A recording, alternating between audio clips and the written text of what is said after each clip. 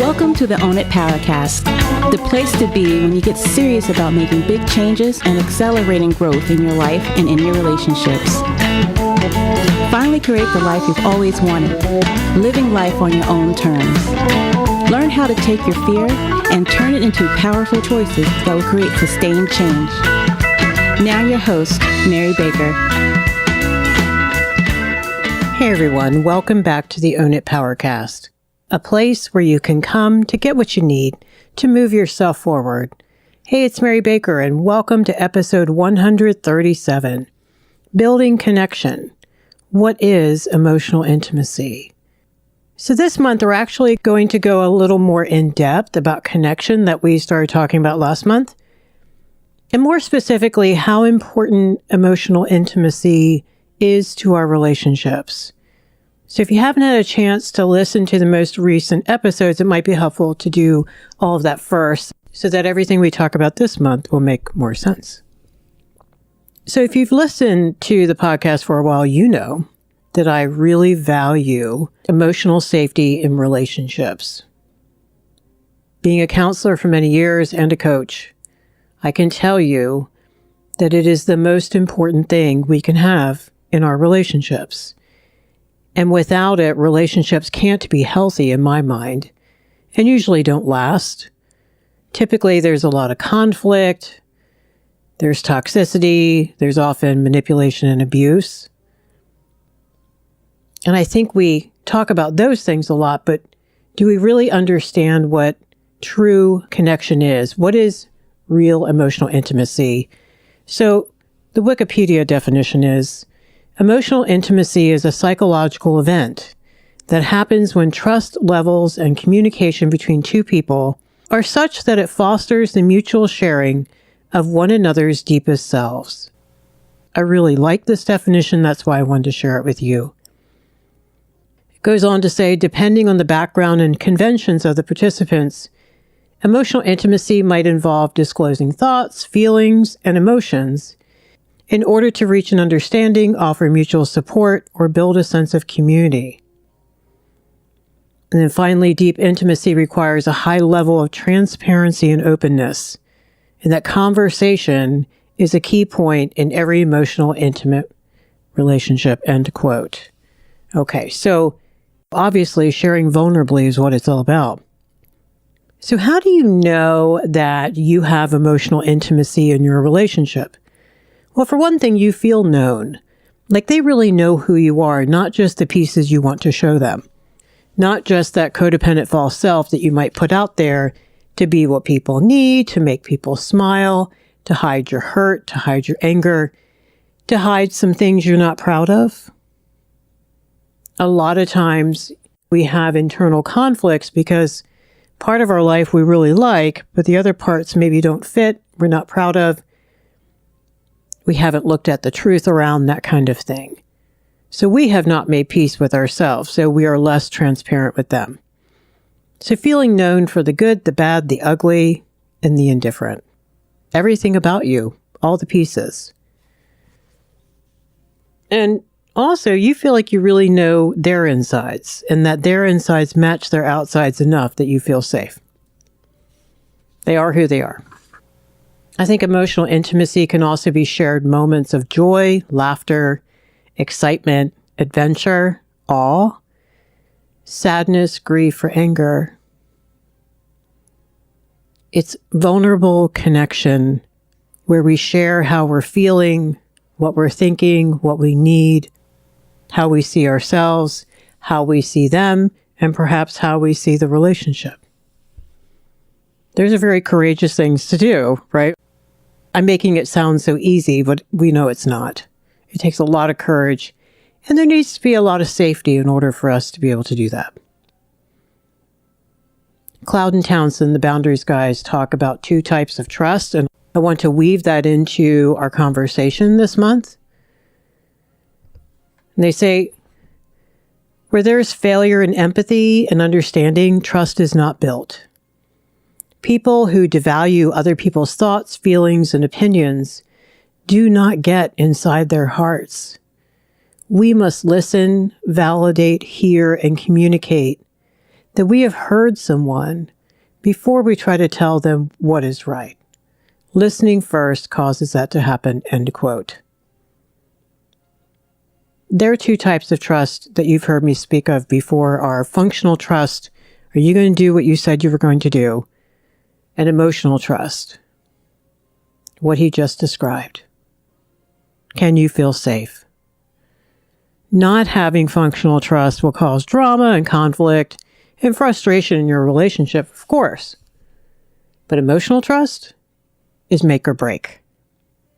It's a big deal. It is the foundation of a healthy relationship. When you think about it, it makes sense when it's all about transparency and trust, because intimacy is into me see.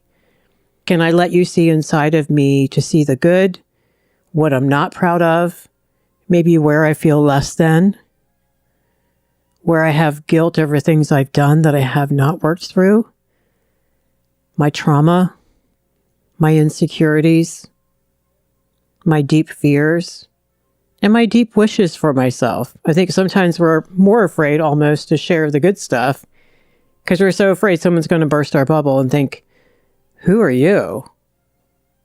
That imposter syndrome stuff. So when we work on emotional intimacy, we want to do a whole bunch of different things, which is why we're going to break it down this month. One of the first things we have to do is be separate. You hear me talk about that all the time, and I'll continue to talk about it. It's so important, and I think there is an order of business to the work, so to speak. And when clients ask, where do I start? I'm like, start with boundaries, start with being separate. Make peace with you. Get clear about who you are, where you end, and where others begin. This requires good boundary work. Getting a sense of yourself. Maybe there's healed trauma in order to do that. Taking personal responsibility for your thoughts, feelings, choices, needs, and behaviors. More emotional maturity. Looking at our reactions when we're upset or when we're scared. Focusing on healthy separateness is what we're going to devote an episode to because it's so important. And I think a lot of people really misunderstand healthy separateness. They think it is being selfish and only thinking of yourself and doing whatever the hell you want and not caring about others. And that is so not true. What I have seen over the years is the opposite, actually. As I help clients really get in touch with who they are, heal, get self-acceptance, start taking responsibility, start choosing who they want to be and how they want to be, they actually want to care for others more. They're more in tune. They have more empathy and understanding. However, here's the kicker, because they have better detachment. They know where they end and the other person begins. They have more self-respect, so therefore they can have other respect. It's no different if you think of, kind of morbidly, suicide, homicide. They're not very different from one another. It's devaluing of life. It's not wanting to live, and therefore others can't live. We give everybody what we give ourselves. You hear me say that all the time because I just think it's so true. Separateness is an inside-out job. And we're going to get into that and talk about it because it's important. The next aspect we're going to explore this month about emotional intimacy and connection is feeling more confident in the moment. It's like we talk about all this stuff, but we know that pulling the trigger in the moment is what matters most. I think there's two parts to the work. There's doing all the emotional work, all the self-esteem work, all of the work on the cognitive distortions you might have, faulty beliefs about yourself and about others, healing trauma around that a little bit, doing the boundary work, but then also beginning to practice in the moment. And that's what we're going to focus more on this month. Like, okay, when you get there and you want to do it, how do you do that? We're going to talk, of course, about detachment, being able and practicing every day, detaching with caring for other people, detaching from others' thoughts, feelings, needs, choices, what they think of you. to respect and accept, not necessarily agree, but working on your boundary blurs. That's a big thing. We have to do this mentally before we can get in front of someone and really show them that we're working on detachment.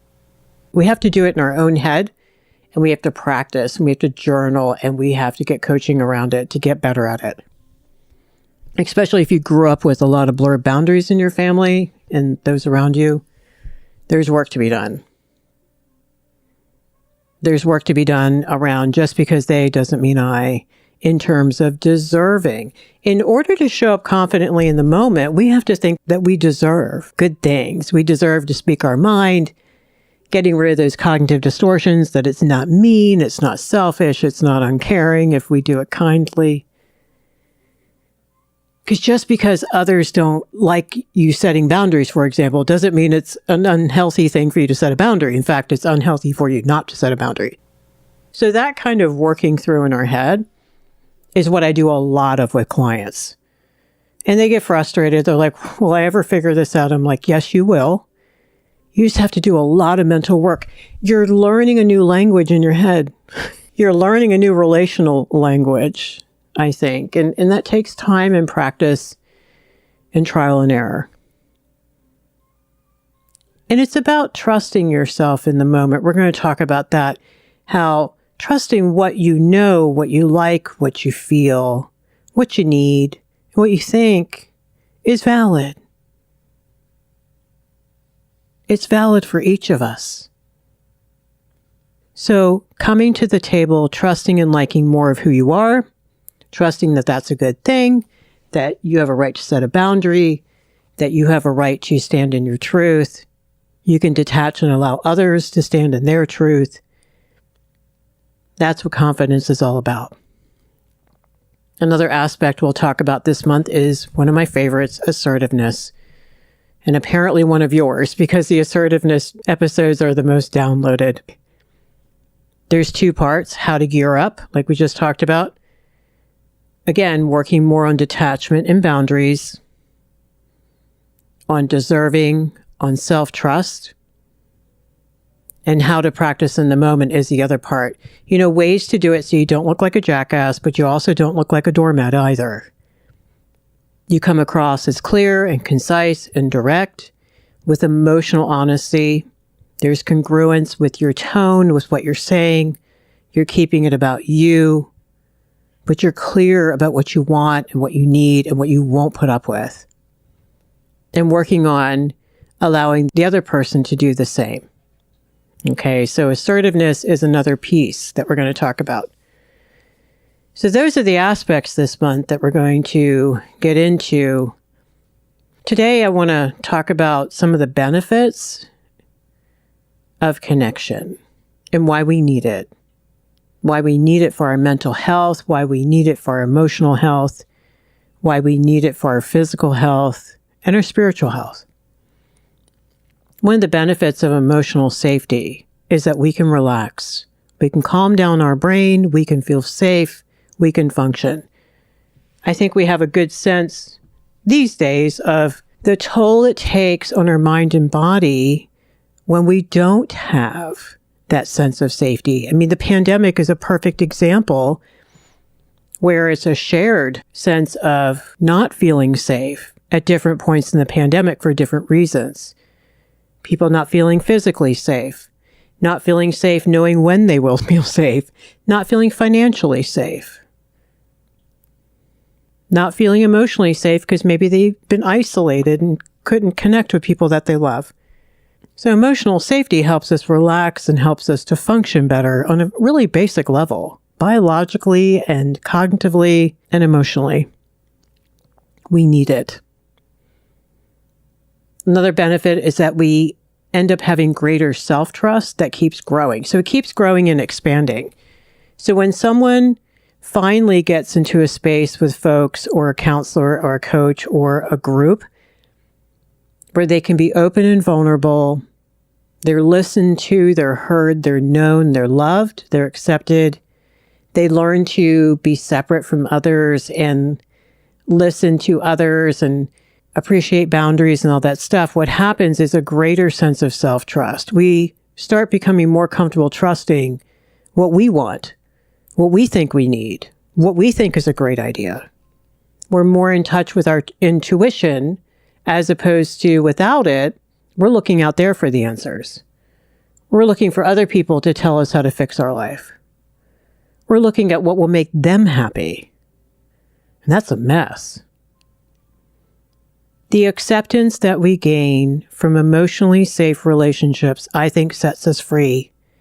It can set us free from all of the self-limiting beliefs, the feelings of being set apart and alone, which can really kill motivation to go do things because you're so busy surviving by yourself.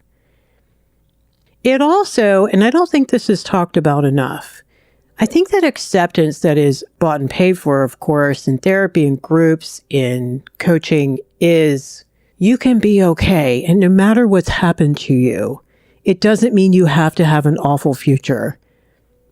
And even if you screwed up in the past, if you make those things right, the best that you can, then you deserve a whole different future. So that acceptance sets us free in that regard too. We don't have to let the guilt hold us back, or the fear that we don't deserve or we can't have something good. Another benefit is it gives us greater confidence to take healthy risks in our life, to use our gifts. We end up being more giving, more empathic, more nurturing, without neglecting ourselves, of course. I think we feel stronger and more resilient, and I think we're more able to withstand the storms because life's going to show up. And surviving in fear-based defense mechanisms and hiding ourselves does not build resilience. It builds false bravado, I think. So those are some of the benefits. There's a million more, but those are some ones that came across my mind when I was thinking about this today. Okay, so conversely, how do you tell when it's not there in your relationships? Now, gosh, that seems like a silly question, doesn't it? It's like, wouldn't we know? Wouldn't it be obvious? Not always. We've talked here on the show many times that if crazy was normalized around you or gradients of crazy, number one, your radar's messed up. Number two, you think it's normal. No one's tapping you on the shoulder and saying, hey, that's not really good. Until life does, right? Until something happens or you find some contrast. Guys, that's why I do this podcast, because I know actually that the first part of personal growth and change is learning. First, learning what's healthy versus unhealthy, and then where we are and what we need to change. Okay, so one of the ways you can tell that it's not safe in your relationship is you feel fear. Now, I want to stop here for a moment. You could feel low-level anxiety and not be able to put your finger on it. That is very, very possible if you're dealing with a really good manipulator. Because they're really good at what they do, and they're gaslighting you, and they're making you question yourself. They're making you question your gut. And they're not really doing anything on the surface, and they're smiling, and they're pretending to be nice. But inside, your gut is screaming that something doesn't feel right. I want you to pay attention to that. I just want you to know that that's probably there for a very good reason and something's coming. And I'd rather you not find out the hard way, like we often do, that your gut was right. That eventually they were going to show their hand. Other fears: fear of rejection, ridicule, guilt. They've given you reason by things they've done and said, by conversations that you've had, that worth is a little conditional for them. So if worth is conditional for them in terms of like maybe success or looks or not making mistakes or whatever, that's probably going to be projected onto you as well. So, you just don't feel safe sharing your screw-ups with them or your fears or things like that. If you have any fear of conflict, then that's not a safe relationship, probably because a couple times it's happened so far, it did not go well. People blew up, they shut down, they manipulated, they gaslighted, they got defensive. They didn't share what was really going on. You couldn't share what was really going on. People couldn't handle it. Lack of boundaries is a very obvious one, but look for the subtle ones too, remember? I mean, people have some basic boundaries, but they might have some really subtle emotional boundaries. Like they're all up in your business. They want to do way too much for you on the weekend. Yeah, that's not good. So they could be coming across as really kind and loving, but they're up your orifice. That's not good. Emotional safety is not there, obviously, also when there's emotional immaturity. They can't do anything healthy with what you share. They can't handle their own stuff. There's an immature response to life. Typically, it comes across as everyone else's fault.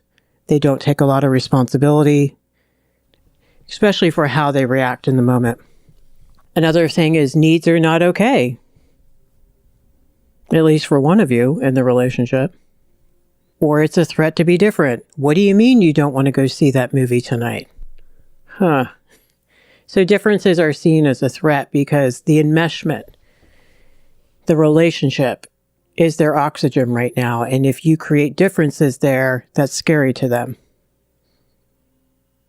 And finally, if the relationship's always on the surface and we haven't gone deeper and people haven't shared their hurts, their fears, their anger, we can't talk about the relationship really, things like that. So those are some ways you can tell when it's not there. What I didn't get into is the toxicity stuff. We've talked about that before. Manipulation, abuse, physical, emotional, sexual. Those are for a whole nother session around that. I wanted to talk today about some of the subtle ways that it doesn't feel safe, but you're not sure why. All right, so if you've listened for a while, you know what we're getting ready to do. And we're going to do some sentence completions. If you're not in a space where you can write anything down, that's okay. Just pay attention to what first comes up in your heart. What originally comes up in our heart is our truth. We may be surprised. We may already know what's going to come up. That's fine. It's just to raise awareness and to see maybe where you want to do some work. So the deal is, I'm going to read the beginning of the sentence and you're going to think of 2 to 4 sentence endings for these and just whatever comes up. Don't think about it. Don't make it PC. Don't edit it. Just whatever comes up. All right. You ready? Number 1. Emotional intimacy to me means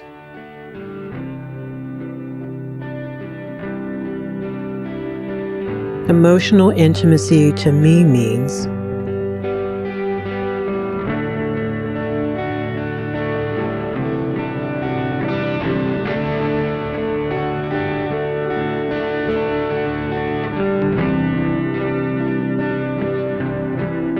Number 2, if I were honest about how capable I feel of being intimate and safe. If I were honest about how capable I am of being intimate and safe.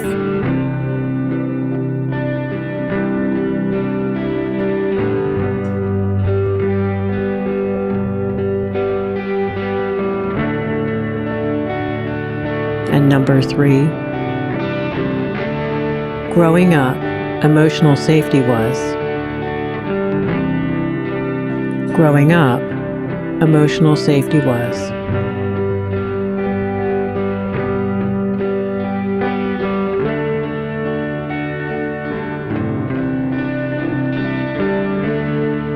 Okay, so just notice what came up for you, especially if anything came up that kind of surprised you. Notice how honest you were able to be with yourself, and then just be compassionate. Know that whatever came up was supposed to come up for us to look at. And wherever you are on the continuum of growth here, your answers will kind of show you where to work next. If you get the newsletter, these will be in there with a couple more for you to keep focusing on, come back to, journal a little bit more, keep digging because the answers are always inside of you. Okay. So today we did an overview of sorts of how this month we're going to be going a little bit deeper on emotional connection. Specifically, ways to actually put it into practice. We defined it today. We talked about why it matters so much for our well-being and determines not only the quality of our relationships, I think, but the success and the longevity of them. We then took a few moments to look within at what our beliefs and experiences of emotional intimacy are, and maybe where we want to start growing or grow some more. Thank you for joining me today. I hope this was helpful. May you focus this week on healthy emotional intimacy and what it means to you. Focus on the good in yourself and find some good out there. Be sure to check the show notes, especially for downloads, at www.ownitpowercast.com and sign up for the newsletter if you don't get it. All right, so pay it forward, keep focusing on you, and I'll see you next time.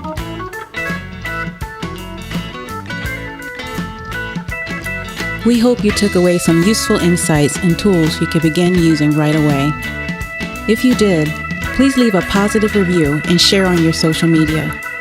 Because could you imagine if everyone in your life really got it together? Remember, own it now, so you can really own it later.